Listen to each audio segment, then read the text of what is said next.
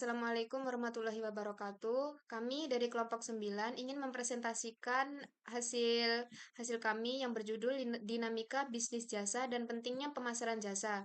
Kelompok kami yang berisi Ellen Kristiana Menderlova, saya sendiri Sri Sunarsi, dan Herliani Ratu Esther. Yang pertama, kenapa sih jasa itu penting? Jadi, yang sektor jasa itu telah mendominasi perekonomian dunia yang menyumbang sekitar 2/3-nya. Terus yang kedua, di Indonesia kontribusi industri jasa terhadap PDB itu terus meningkat yang mencapai 35% pada tahun 1994. Terus yang ketiga, industri ini tuh juga menyerap sebagian besar tenaga kerja pada tahun 1990 sekitar 14% dari total angkatan kerja Indonesia yang bekerja di sektor jasa. Terus yang keempat, dinamika ini memicu persaingan ketat sehingga diperlakukan strategi pemasaran yang berbeda dari pemasaran produk tradisional. Terus selanjutnya, faktor pendorong pertumbuhan jasa. Yang pertama yaitu perubahan demografis, peningkatan harapan hidup dan populasi pensiunan yang mendorong permintaan akan jasa kesehatan dan perjalanan.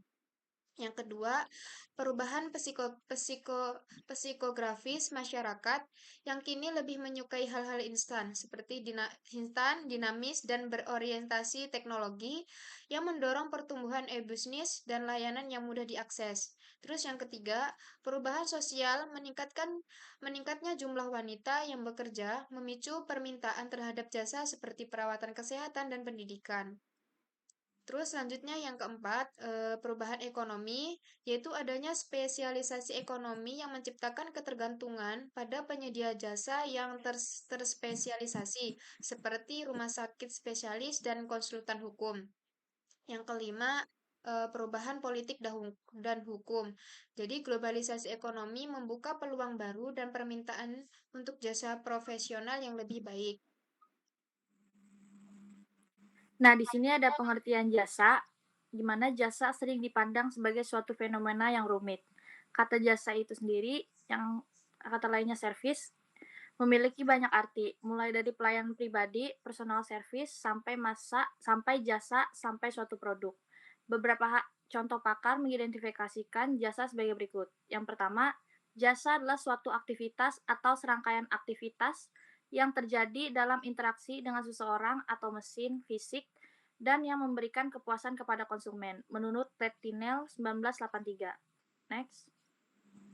Yang kedua, jasa adalah setiap aktivitas yang memberikan manfaat yang dapat ditawarkan oleh satu pihak kepada pihak lain. Pada dasarnya tidak berwujud dan tidak menghasilkan kepemilikan atas apapun. Produksinya mungkin terkait atau tidak terkait dengan produk fisik, menurut Kotler 1988. Lalu, jasa adalah suatu aktivitas atau serangkaian aktivitas yang pada dasarnya bersifat lebih kurang tidak berwujud yang biasanya. Namun, tidak harus terjadi dalam interaksi antara pelanggan dan karyawan.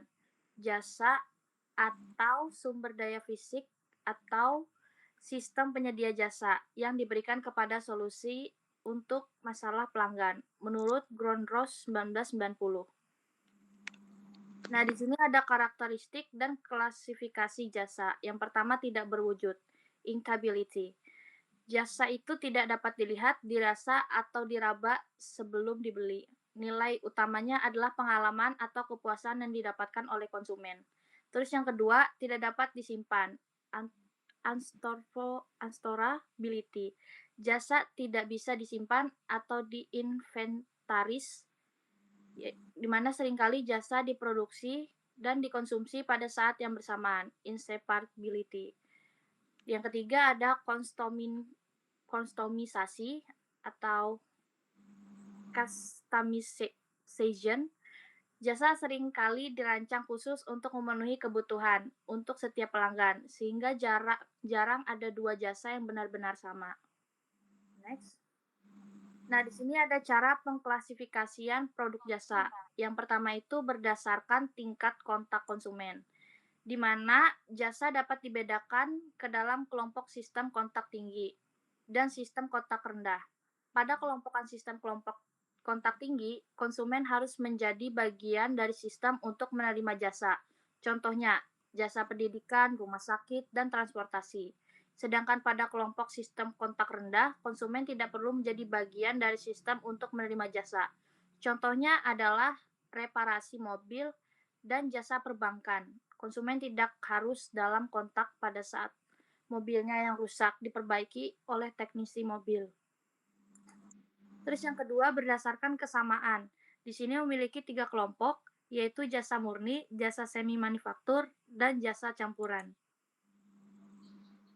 Di sini contohnya untuk yang jasa murni adalah merupakan yang tergolong kontak tinggi tanpa persediaan dan dengan kata lain sangat berbeda dengan manufaktur. Contohnya jasa tukang cukur dan ahli bedah yang memberikan perlakuan khusus dan memberikan jasa pada saat konsumen di tempat. Sebaliknya, jasa semifaktur adalah merupakan jasa yang tergolong kontak rendah, memiliki kesamaan yang manufaktur, dan konsumen tidak harus menjadi bagian dari proses produksi jasa. Contohnya adalah jasa pengantaran, perbankan, asuransi, dan kantor pos. Sedangkan jasa campuran itu adalah kelompok jasa yang tergolong kontak menengah, gabungan beberapa sifat jasa murni dan jasa semifaktur. Contohnya itu jasa bengkel, ambulan, dan pemadam kebakaran.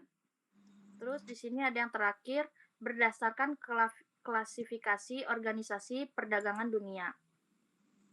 Yang dimana ini meliputi jasa bisnis, jasa komunikasi, jasa konstruksi dan jasa teknik, jasa distribusi, jasa lingkungan hidup, pendidikan, keuangan, dan lain-lain. Next. Oke, di sini ada kunci sukses dalam bisnis jasa. Yang pertama, memperbarui jasa yang ditawarkan. Perusahaan jasa yang sukses harus adaptif dan terus memperbarui layanan. Inovasi jasa adalah kunci mirip dengan inovasi teknologi pada produk barang. Yang kedua, mendeteksi masalah konsumen. Perusahaan dapat mengidentifikasikan masalah yang dialami konsumen melalui survei, analisis mendalam, atau layanan pelanggan untuk meningkatkan kualitas. Next. Yang ketiga, melokalisasi sistem point of service. Ketersediaan jasa sangat penting. Perusahaan harus meningkatkan akses dan pilihan lokasi bagi konsumen untuk mendapatkan layanan, seperti yang dilakukan Miss Donald's dan Benetton. Yang keempat, mengikat konsumen dengan kontrak layanan, menarik dan mempertahankan konsumen melalui sistem kontrak atau keanggotaan dapat membangun loyalitas dan mengurangi perpindahan konsumen. Ke 5. Menggunakan kekuatan informasi. Data tentang konsumen, transaksi, dan karyawan adalah aset penting yang dapat membedakan sebuah jasa dari pesaing yang meningkatkan kualitas layanan. Di sini ada aspek yang mempengaruhi kepuasan konsumen. Yang pertama itu aspek sosial atau social aspek bisa berhubungan dengan rasa menghargai serta hal-hal lain yang menyangkut kegiatan pertukaran ataupun transaksi yang terjadi di mana para konsumen bisa melakukan evaluasi terhadap jasa yang ditawarkan dan termaksud kebutuhan yang diterima sehingga dapat diambil kesimpulan bahwa sebenarnya aspek sosial itu merupakan aspek yang berhubungan secara langsung antara penjual dan pembeli yang dilihat dari segi penawaran atau dengan kata lain bagaimana si penjual berusaha untuk menarik perhatian konsumen tadi.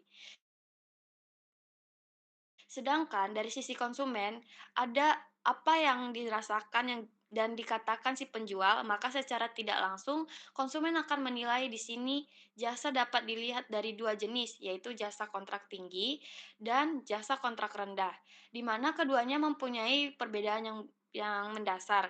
Jasa kontrak tinggi adalah jasa secara langsung berhubungan dengan konsumen, artinya bahwa konsumen ikut serta dalam proses jasa, contohnya jasa penerbangan, perbankan, dan lain-lain.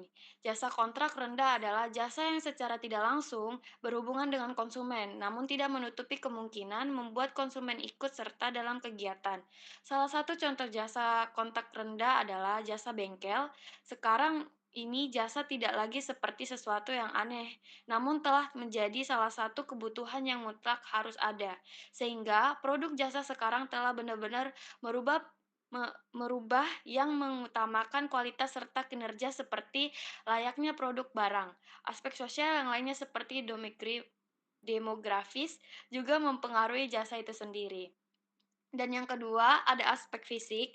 Aspek aspek fisik, sosial, maka tidak kalah pentingnya adalah aspek fisik, yang juga turut membuat jasa menjadi menarik konsumen dalam melakukan kegiatan transaksinya. Aspek-aspek fisik antara lain penglihatan, pendengaran, penciuman, dan respons. Hal-hal tersebut merupakan sesuatu yang penting untuk melancarkan strategi pemasaran yang digunakan. Contohnya, aspek fisik dapat dilihat dari jasa yang akan ditawarkan, tepat di mana jasa tersebut ditawarkan, atau dengan kata lain, kondisi fisik di mana jasa dipasarkan yaitu gedung dan lokasi. Bila lokasi tempat jasa itu berada tidak menarik atau rusak, kotor, maka akan mengurangi nilai tambah dari jasa yang ditawarkan tadi. Itulah pentingnya sekarang ini kebanyakan perusahaan bergerak di dalam bidang jasa, mencoba untuk memperlihatkan citranya. Citra yang bagus akan memberikan nilai tambahan bagi perusahaan dan juga membuat para konsumen senang dan betah bila kondisi tempat perusahaan itu benar-benar memberikan suasana yang nyaman. Intinya, hal tersebut menjadi prioritas utama yang harus diperhatikan perusahaan yang bergerak dalam bidang pemasaran jasa. Next. Nah, di sini ada kesimpulannya. Bisnis jasa terus berkembang pesat dan menjadi dominan di seluruh dunia dengan karakteristik yang unik. Jasa memerlukan pendekatan pemasaran yang berbeda, memahami dan menerapkan strategi seperti inovasi, melokalisasi layanan, dan memanfaatkan informasi adalah kunci untuk meningkatkan persaingan yang semakin ketat. Oke. Sekian presentasi dari kami. Jika ada kata-kata kami yang tidak berkenan, harap dimaafkan. Terima kasih.